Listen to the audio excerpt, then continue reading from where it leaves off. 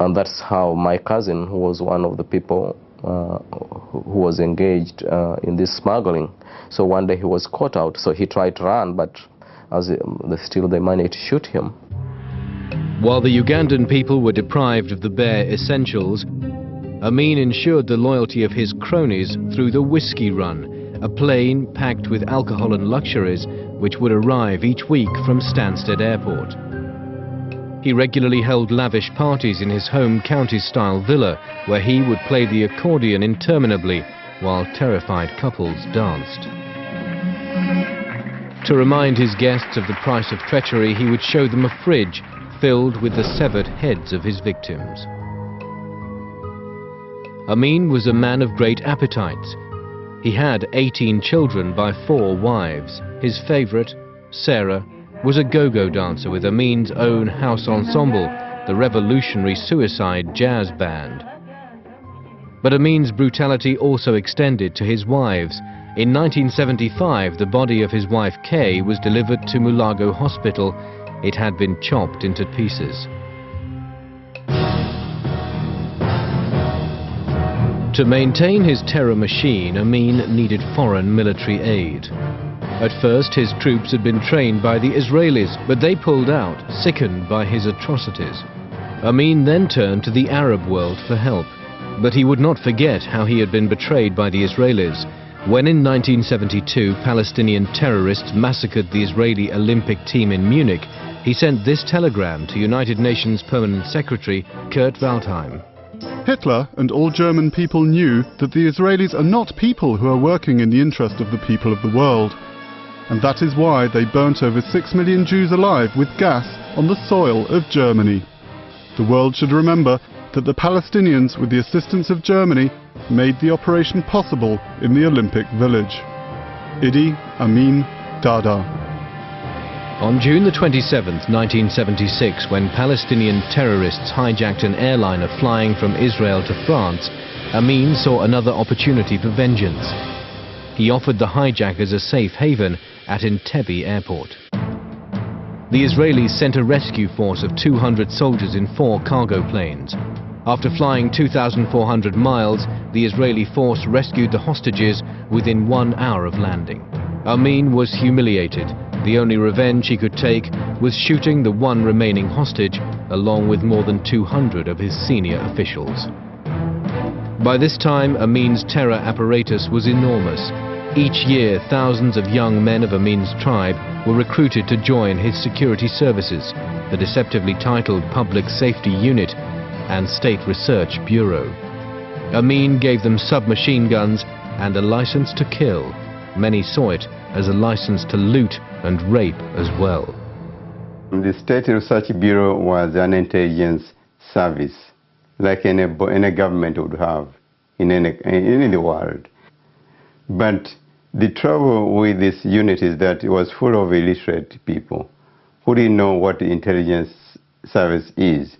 All they wanted just to enrich themselves.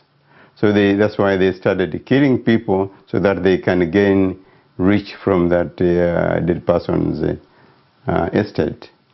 Wycliffe Cato was in charge of Ugandan air traffic during the Entebbe raid. In 1976, he was arrested and taken to Nakasero prison, the notorious headquarters of the State Research Bureau.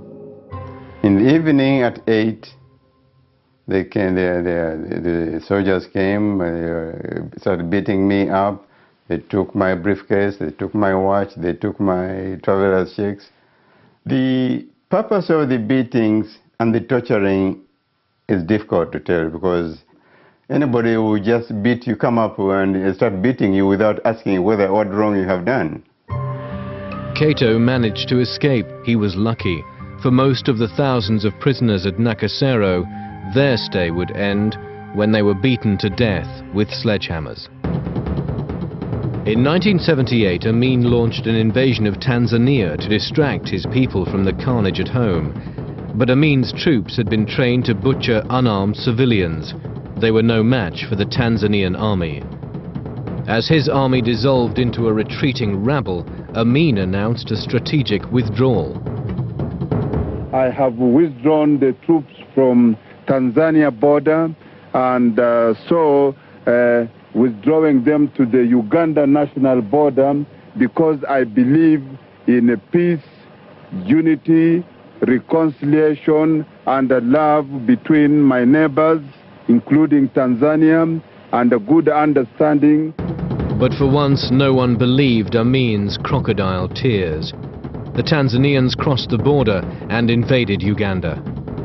I did go out there and meet up with him again, because I just wanted to see the state that he was in, and so on. And it was actually really rather tragic.